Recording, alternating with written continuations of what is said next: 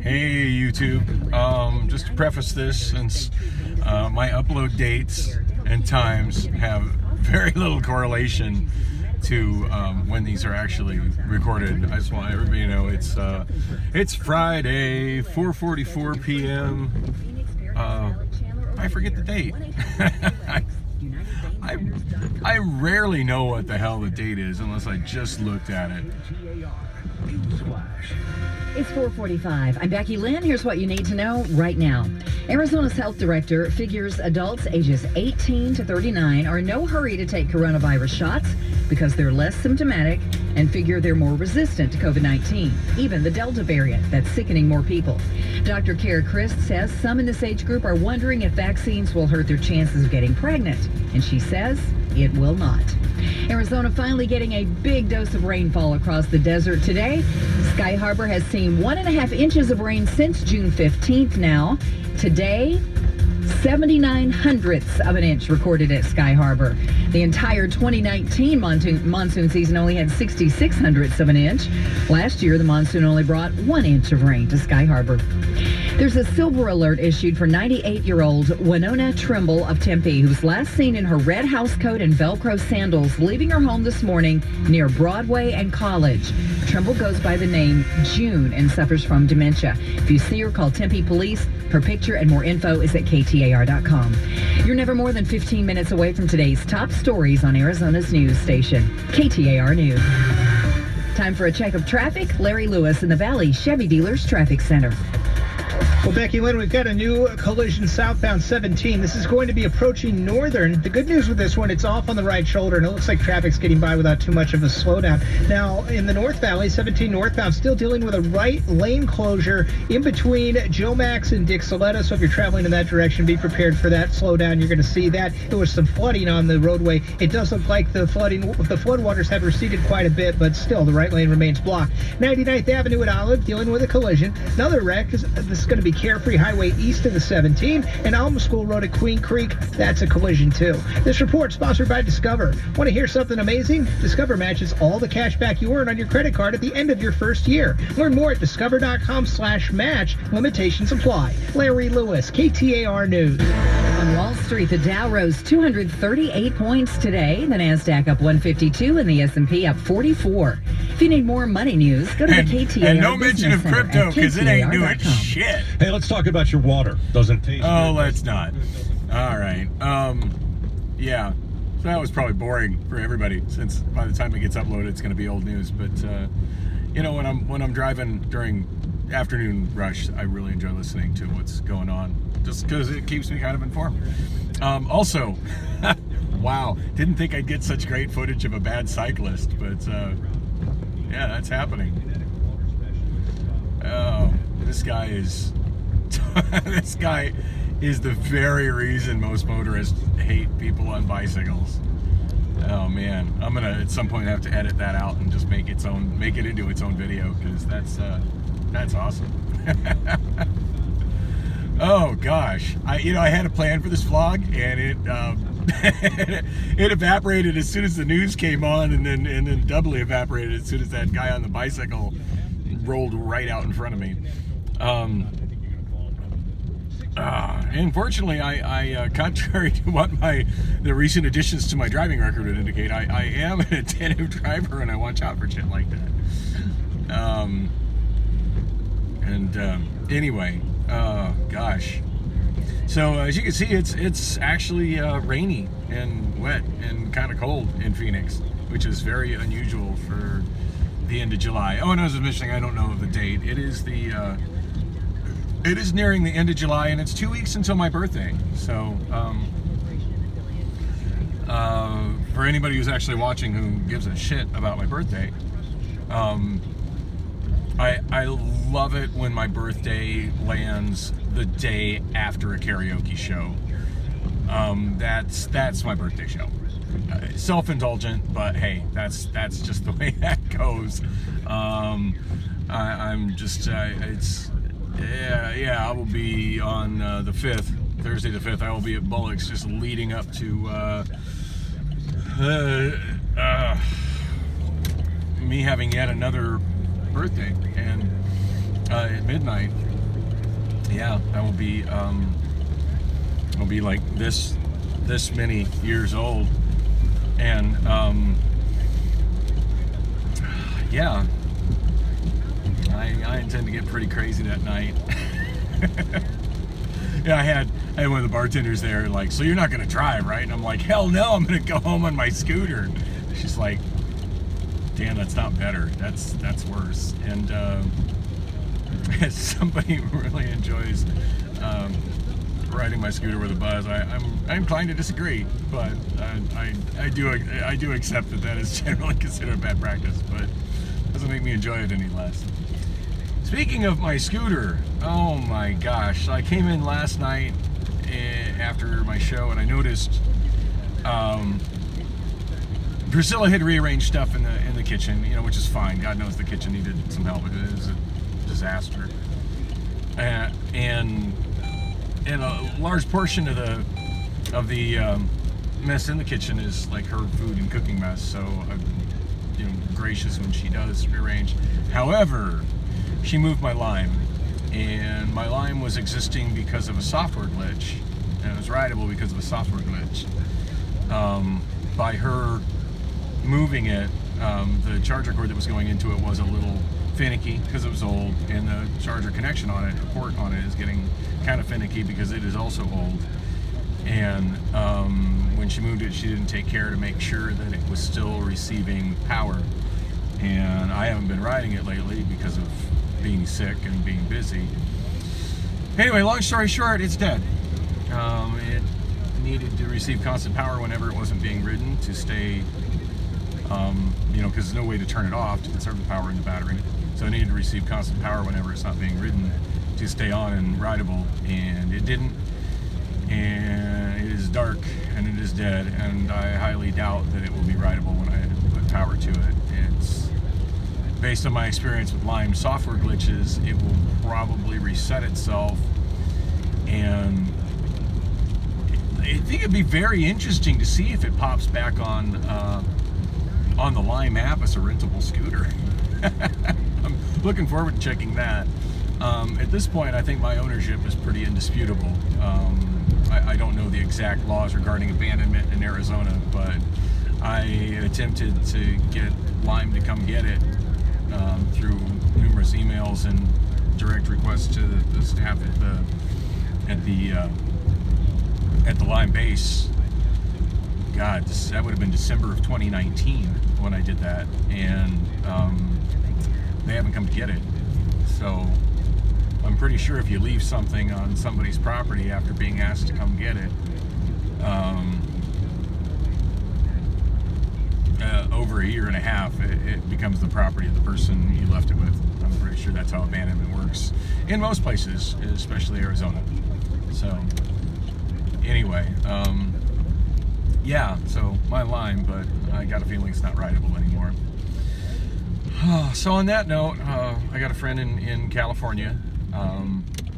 That was kind of the subject of a couple of my, one of my vlogs a while back. There was one I shot on I-10 as I was heading into California. Actually, I think I was already in California, heading to LA, Orange County, more specifically. And yeah, he's working on trying to basically make them not, basically what to do with these abandoned Limes so they're rideable without relying on the software glitch that mine was keeping mine rideable. So, yeah, Priscilla moving mine and not making sure it was still receiving power kind of upped the schedule and the importance of that. Because at this point I have 0 rideable scooters, and yeah, that's almost as bad as not having a car in my world. Even though I don't ride it every day, I really do like having a rideable electric scooter, and it's something that's a really big deal to me. I shouldn't say I don't have any rideable scooter. I'm pretty sure if I charge my Xiaomi, I have a Xiaomi M365, and I'm pretty sure if I charge it up, it will be rideable. But it was also having a software glitch. a very different kind of software glitch where it was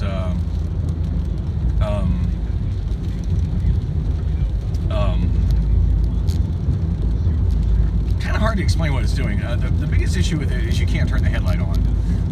Whenever you turn the headlight on, it doesn't work. Like, headlight comes on, but there's no way to accelerate on it or ride or, you know, do anything with it. It just, you have a headlight on. When the headlight is off, you can have it powered on with the headlight off.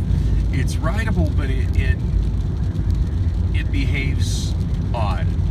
It's kind of hard to explain exactly what it does, and it's been a while since I've rode it like that. So suffice it to say, it's not running right. It needs some work, but I guess it is rideable, and I should probably put some juice into it just in case I do find myself in a situation where I need to scoot somewhere.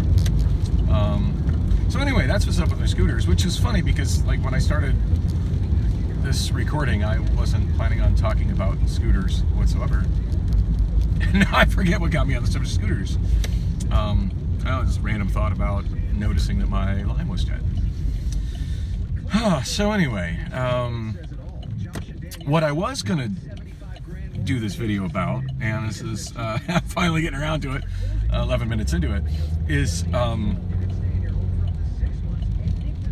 I did shoot a vlog yesterday on the way to Bullocks, which has kind of become a regular thing now for a while, and basically it consisted of me driving from the post office to Bullocks, rambling on about like everything that's happened in the last few vlogs, and I listened to it, and it was just so impossible to follow, and I just changed subject to subject to subject to subject so many times that it was yeah, I just figured I'd spare y'all and not let myself run out of space on my phone again, and I just deleted it. It is no good.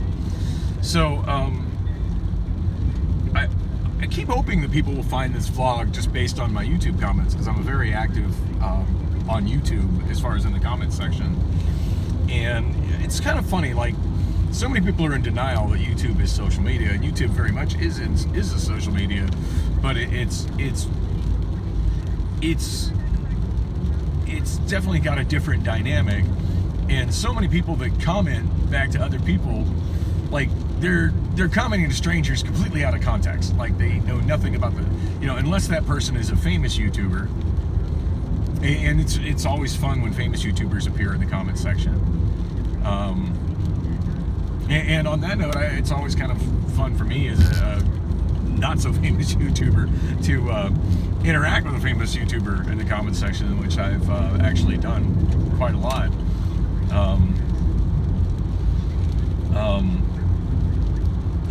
Yeah, although I know you probably never watched this, shout out to Matt, aka Tech Mode, and Clint,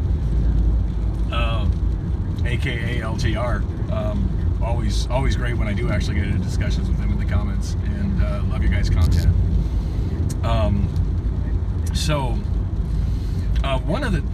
There's a lot of different types of videos that I watch on YouTube and comment on YouTube, and one of the ones that I really enjoy is ones about city planning and traffic and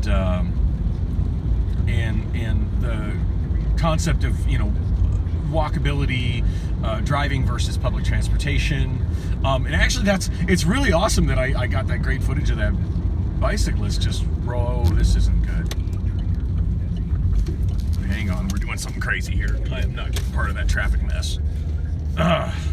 Yeah, that was kind of a questionable traffic move, but if I wasn't vlogging, I would have been paying a wee bit more attention and saw that there was a traffic light out ahead at the 51 and turning into a big traffic disaster. Yeah, I know the streets in this part of town, and pretty much every part of town, good enough to not get stuck in that. So anyway, yeah, this actually kind of fits well with what I was talking about here. So in so many of those, the anti-car people, which I fall into a weird anomaly. I'm a person who is very much in favor of public transportation. I quite enjoy public transportation. I enjoy other modes of transportation, such as cycling and particularly electric scooters, micromobility. But on the same point, I very much do enjoy driving. Very much a car person and a transportation person, and one who advocates for, you know, car infrastructure as well. I don't like how there's this dynamic so much online where you have to be one or the other, and then where it's gone even further as to where one is left politically and one is right politically, because yeah, that's toxic as well. I'm in favor of all of that.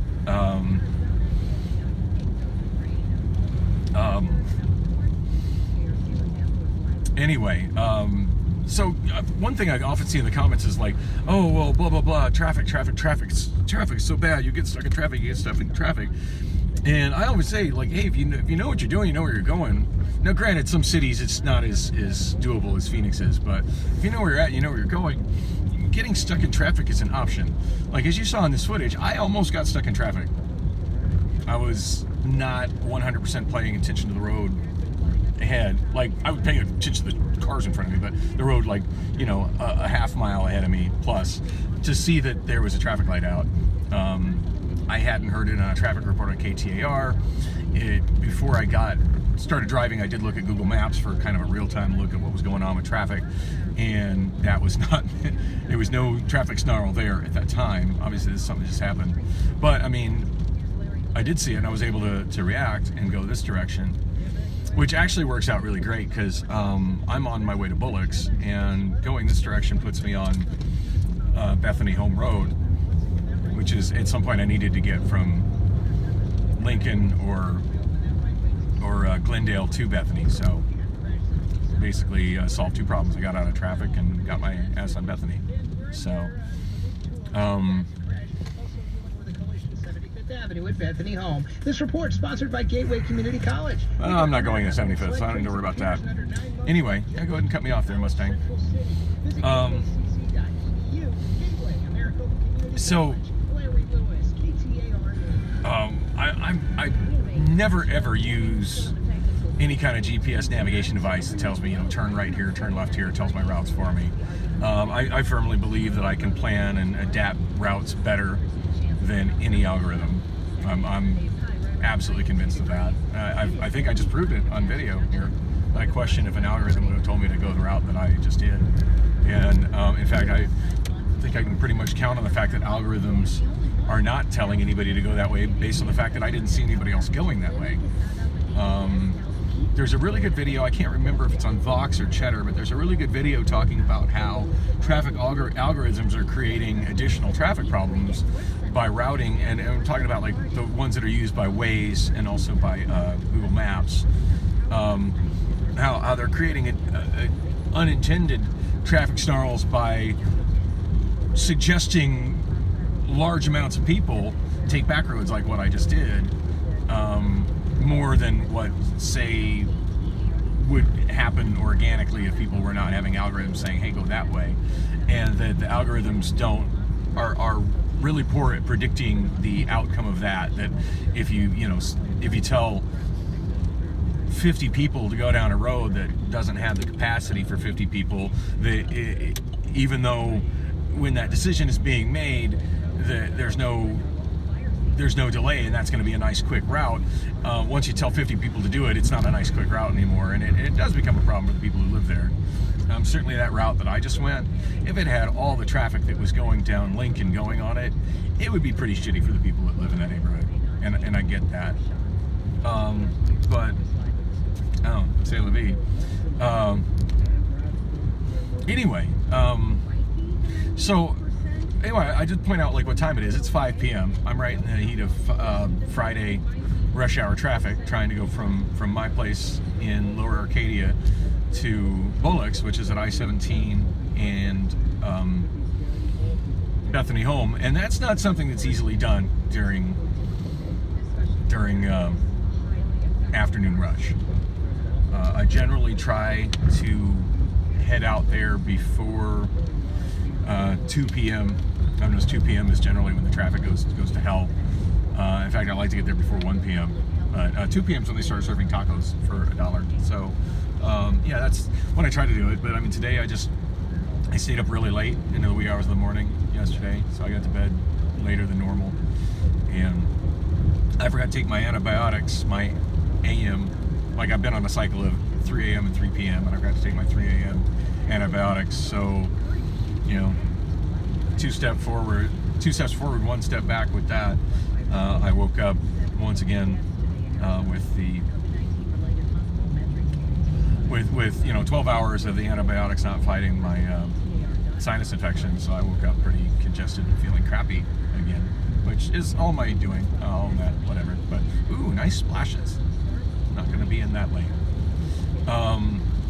Yeah, good idea. Change lanes, dude. Yeah, right lane is flooded big time.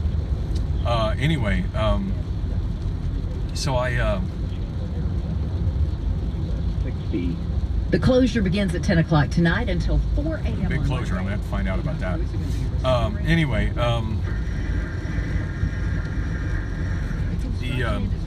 I just derailed my train of thought. There's another big problem. Yeah. So anyway, I was congested and didn't feel good. So I kind of just slept in a little late because I felt shitty, and it was a little slower getting out the door and headed towards Bullock. So I'm driving this drive. It's 5:05 p.m. I'm driving it through the peak of traffic time. But what I do to not get caught in traffic is I don't rely on algorithms, as I already mentioned, and I'm following somebody with Wyoming plates. Neat. I don't know if you can see that in the video, but I can see it from here. It's pretty cool. I don't see too many other Wyomingites when I'm out here. Anyway, oh look, there's a butterfly. Anyway,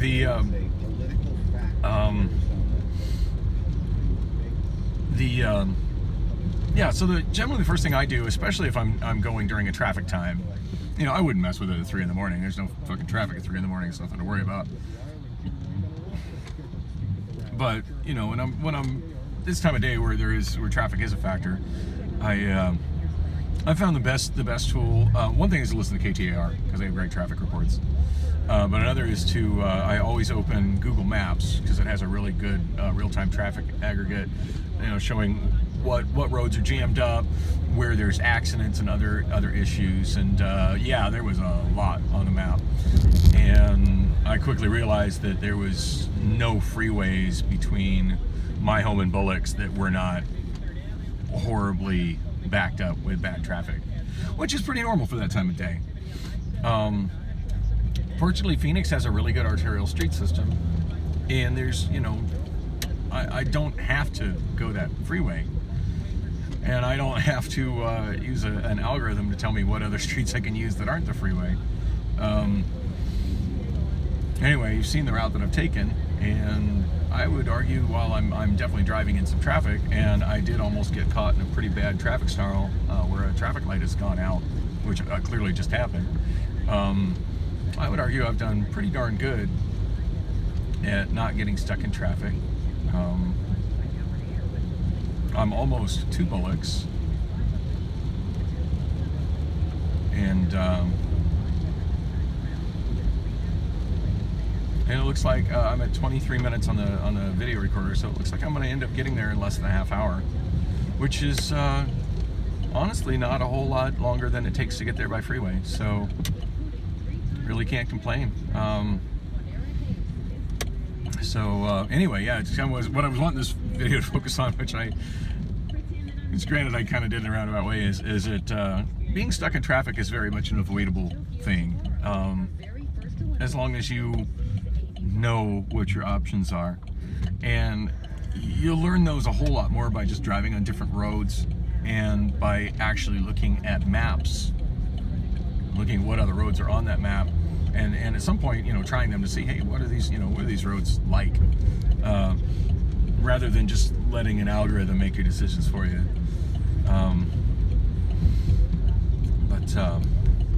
You know, which I think is this is something I figured out a long time ago. I think one of the things that makes me a good cab driver when I'm not wrecking cabs.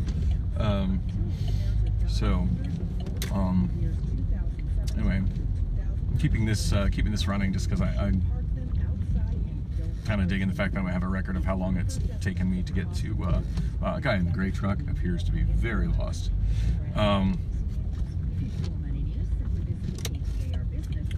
Wish this guy would drive a little faster. Oh, it's taking me to get to Bullock's in the absolute worst of rush hour traffic. And it looks like we're going to be about 26 minutes, so pretty cool. Looks like that guy's going to Bullock's too.